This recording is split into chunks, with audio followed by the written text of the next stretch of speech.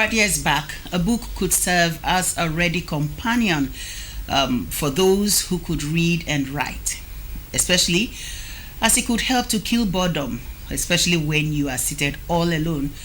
But recent developments have shown that the situation seemed to have changed, especially with the advent of technology in the area of phones, especially the iPhones and the Androids, where you can download movies, download games, and of course download books as well. But how many of those who use these telephones actually download books? However, those who are committed writers have not relented at all in the art of writing. And that is the basis of our discussion on issues of the moment today. We shall be looking at the art of writing and, of course, reading habits. Who are those who are still reading? Welcome to Issues of the Moment. On the program tonight, I have a well-read man, a man who has persisted in writing books despite the technology that we have now, despite the fact that things seem to have changed. I have a man who is a poet. He is a writer, a publisher, and a scholar. He is the author of 10 books, with several others in various stages of completion. My guest tonight on the program is Dr. Ugoji. He is from Loji, Nwekuku Autonomous Community in Abombise local government area of Imo State.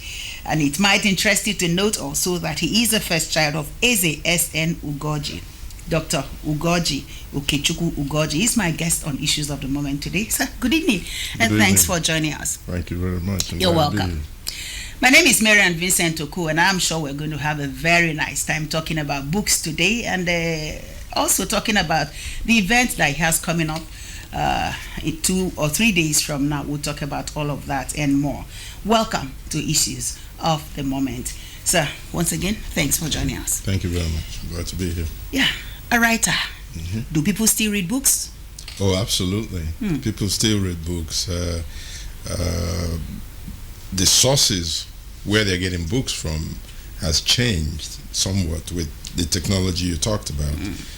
But yes, there are still bestsellers around the world, depending on who is writing and what the topic is. Yes, people still do read books. All right. Usually I take time to look at children, and you find out that with the advent of the telephone, parents will buy a phone for a child even at the age of 4 or 5. And sometimes I look at them, you think they are downloading books, and you look at it, they are playing games. So what convinces you that people still read books?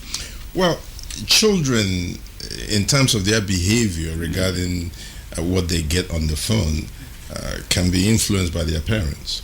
When children see their parents download books or read books on the phones, they will imitate them.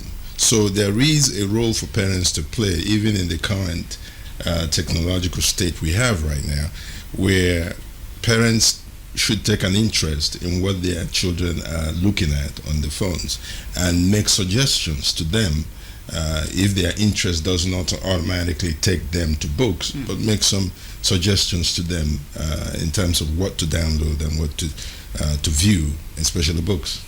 All right, so I'm sure we're going to find time to bring you back to Issues of the Moment to talk about how people can improve upon their reading habits. But today we are looking at your book, and we are looking at the event that is upcoming. Let me start by asking, what motivates you into writing? You've written about 10 books. 10 books, yes. Yes. Yeah. What's your motivation? Well, I was introduced to books very early in life as a child. My parents introduced me to books. My father was a teacher, now retired, and my mother was a nurse. So I was introduced to education very early, Western education that is, and then was introduced to books very early as well. So I have been in love with books ever since childhood. I know sometimes you run into folks and they say they don't want to open books, but that's different for me. From childhood, I fell in love. Said that when you want to hide something from an African, you hide it in a book, and you may never open up that book. Well, that's a stereotype, but in any case, I fell in love with books, and I have stayed in love with books. In fact, they're my favorite gifts to give to people, books. Okay. What kind of books do you write? Well, I write books in the areas that are of interest to me, or in the areas that I have some expertise in. Well, that is literature, of course, which was my first introduction to books and writing and reading. And so I've written children's books. I've written folk tales. I've done some collection of folk tales that were told to me in my childhood, and translated them and represented them in the modern style of writing. And I've written books in certain areas of expertise, like Homeland Security. I have a book that just came out in Homeland Security because I have a graduate degree in Homeland Security. I've written a book on human resources management as well, and I've written biographical works, especially of Nigerians in the United States. Okay. Yeah. Let me take you to our area of interest and focus this evening, and that's the area of poetry, Right. because the book that will be launched is on poetry. Yes. It caught my interest. The title first caught my interest, maybe because I'm a woman. It says She is Eternal and Other Poems. Right. The word she Right. made me feel very good. Thank you. How did this book come about? Well, the book comes from my long-standing belief and in the primacy, or in the fact that the origins of the human life as we know it come from women, and in particular African women. There is no dispute anymore that the first human beings that walked the earth were African people. Some call them blacks now, but they were African people. And the most divine of all of God's creatures, in my view, Wow. were African women. So you decided to take this from here. We'll spend a little time because I like to read through some of the poems. But before we get there, I know that when it comes to the study of English language, especially in higher institutions, you find students tend to have issues with poems, interpreting them. What is so difficult about poetry? Well, poetry is sort of an acquired taste. It takes a little more sophistication to write. You try to compact a lot of information in very few words. Unlike prose, you can take pages to write and explain yourself, but there is an economy of words when it comes to poetry, and I think that's part of what people find difficult about it. So you have to think a little deeper. You have to read beyond the surface, beyond the words, to understand poetry, and I think that's where the challenge is. But once anyone gets into poetry, it is a lovely place to be. Well, for the benefit of those who are students and then watching this program today, how can they understand poetry better? Well, I think especially reading, the art of writing poetry. right. Well, there is a little bit of technicality to writing poetry. So to some degree, you may need some training in it. Okay. And that training usually, at least I'll speak for myself, my first training in poetry took place in high school, specifically Holy Ghost College here in Owerri, where I graduated from. And prior to that, Ife Secondary School in MBC, which was where I was actually first introduced to literature as a student.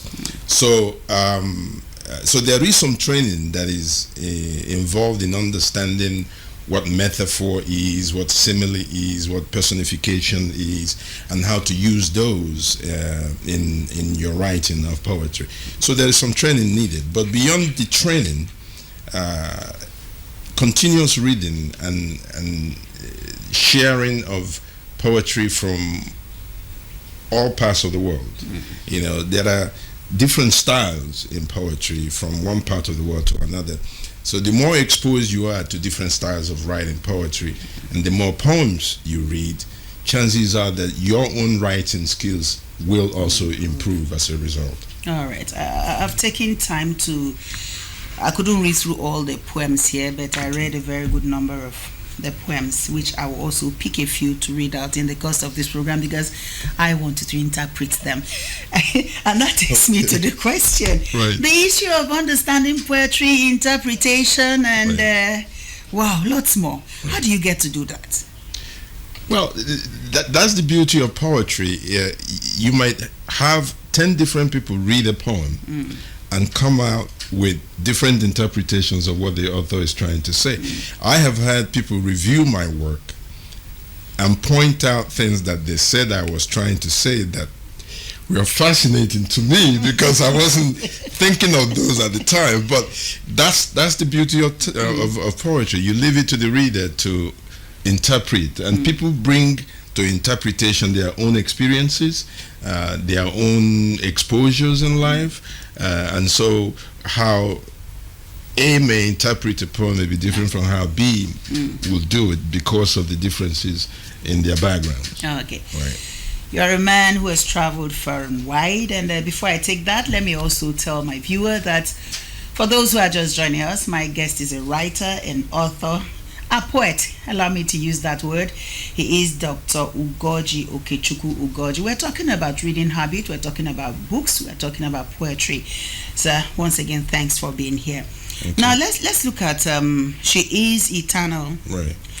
I took time to look at the book, and then for a man who has traveled far and wide, you've been in Nigeria, outside the country, you've mixed up with all sorts of people across the globe. Right.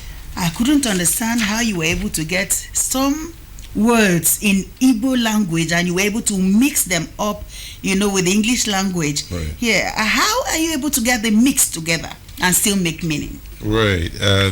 That's the advantage of being raised, for our generation anyway, of being raised in an Igbo environment, where my first language, of course, was Igbo. And even when I have traveled outside the country, I have made a concerted effort to remain fluent in Igbo. Okay. And so, in terms of my personal consciousness, I am Igbo. I can't escape that fact. And so, whatever work I do, especially in the creative endeavor, there is an Igbo ethos and motif that creeps into what I do. So that's how I've been. So it's a conscious effort. Some people write and they don't want to touch Igbo, right? But for me, it is central to my thinking. I think in Igbo and interpret in English. I must commend you because it was a very good mix. In fact, it created fun for me, while reading. And another thing I loved so much about the book is the fact that some of these words you used in Igbo were interpreted here, transcribed here, before you get into reading the book. Right. What gave you that idea? In the glossary, that is in the glossary section. Yeah, well, again, because you're writing to a universal audience that may not understand some of the root words you're using, it helps to have them have an interpretation, especially if you're using Igbo words, an interpretation of what it means to the Igbo, so that they can have a better appreciation of the poems that they're reading. That's why, and I thought it was just a helpful instrument or tool for the reader to understand my work. Okay. Before I take my next questions, I'd just like to read a few of these poems here because I'd like you to interpret them. I tried. I don't know that I tried, but your interpretation will tell me if I did try or not. Okay. Now, this one caught my attention. Da Ngozi. Right.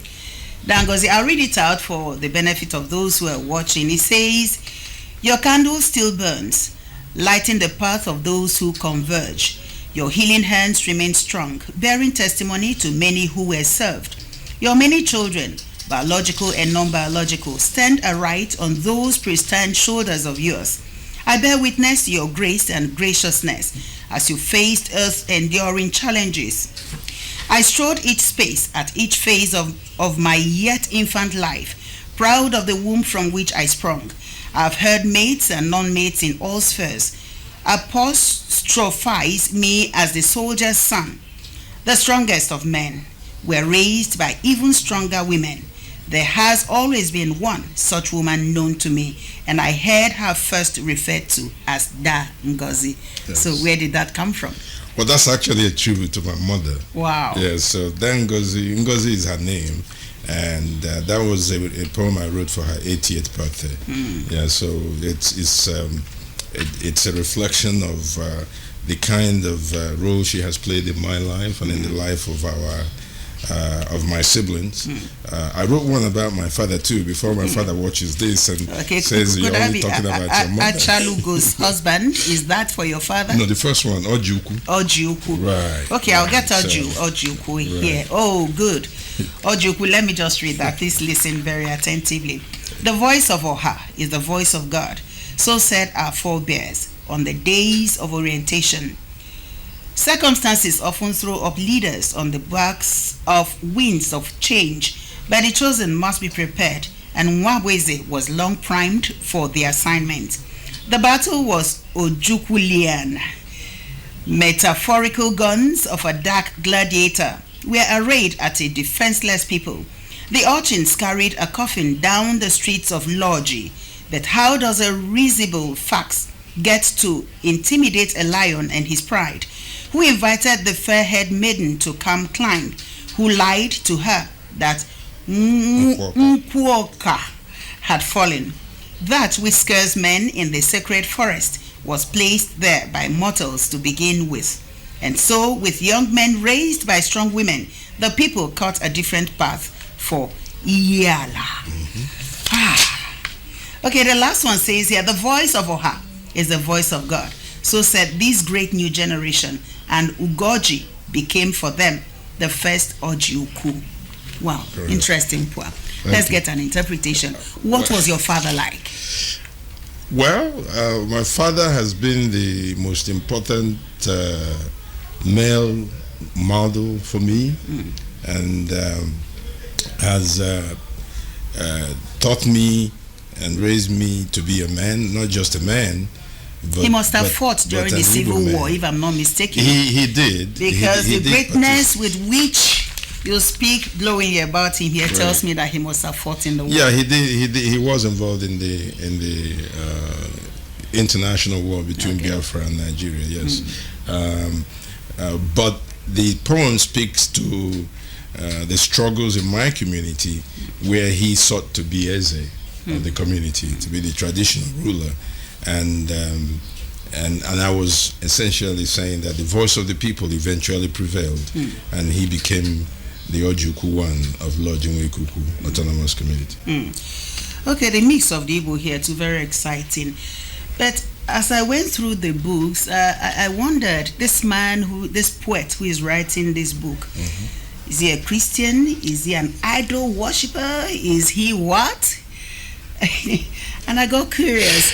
Most often you see several poems written with chi, and then all of that. You don't get to see a poem written like a Christian like. Well, let me speak to the poetry first. Okay. The poems you are referring to are steeped in the Igbo cosmology, meaning that the Igbo had a religion and still do, by the way. Okay, so a lot of the images of God and references to God come from the Igbo understanding of God. Okay, so when we say chi, we are still referring to God. Well, that's a good question. Not necessarily. You see, chi to the Igbo is more of a guiding spirit. It's not the creator. Okay. Right? It's not the creator. It's not Chuku or Chineke. Okay. All right. So chi, that's why the Igbo said that everybody's chi is different and unique to him or her. Right? So my chi, which guides my actions and speech, is different from yours. Okay. Right? So but my principal belief is in the freedom of religion, right? I believe that individuals should have the right to worship as they choose. It's a human right. And to worship in a manner that best reflects who they are.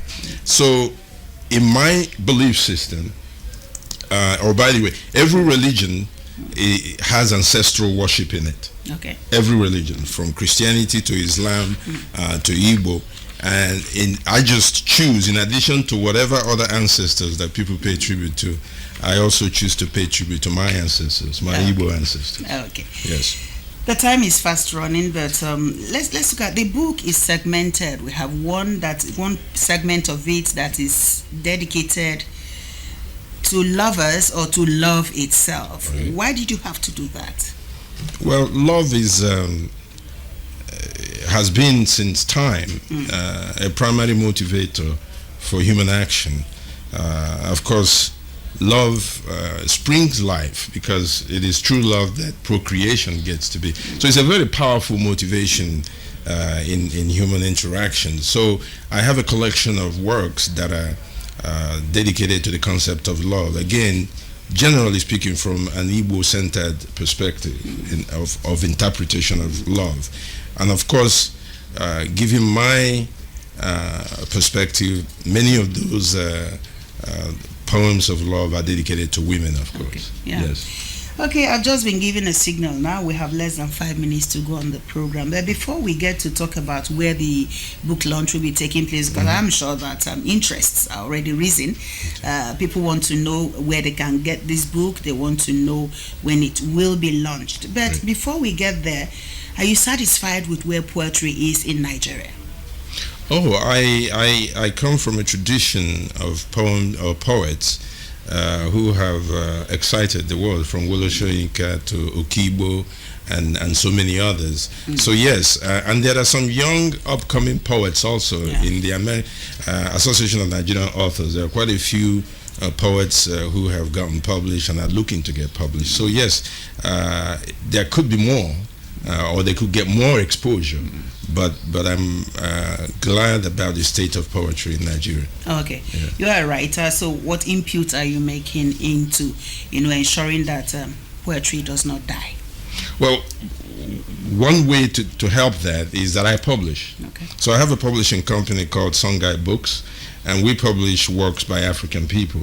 And so if anyone has a collection of poetry that they want to get published, we'll be interested in doing that. So that's one way to serve as a publisher, to get the work out to the marketplace of ideas. Okay, so when is this book going to be launched? The book will be launched this Friday, December 11th. Okay. It will be held at the Samuel Mbakwe Hall at Imo Concord Hotel.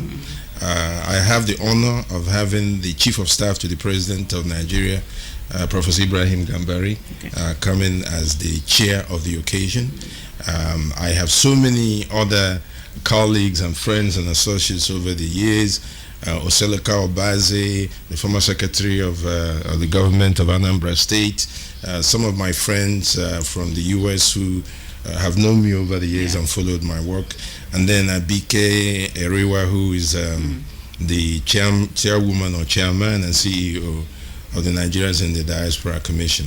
And there are so many others. Dr. Ada Okwono will be there, and so many others. We want to make it a celebration of African womanhood. And so if there are folks who have time on Friday, they can join us at the Imo Concord. I was going to ask if it's strictly on invitation, so it's open to all. It's open to the public, yes. Oh, okay. Yes. Wow. What next can we, as time is up and we just have to go? But let me take your final advice for those who may wish to get into poetry. Your advice for them. Well, one is to get some technical training. There is an art form to it. There are ways to write. And then once you have some technical training, just write from your heart. Write first to please yourself, right? Because chances are, if you write true to yourself, you will find an audience there that will share in that experience of yours. Okay, so the books still in the waiting. How long do we have to wait to get them? Some of the books you said are still in the pipeline. How soon? I release about 2 books each year. So in the near future, some of my other books will be coming out as well. Dr. Ugoji, Okechukwu Ugoji, I must thank you so very much for finding time to be here, and also to let you know that we wish you the very best as you embark on the book launch. And this is a must-have for everyone, especially for those in the universities and for women generally.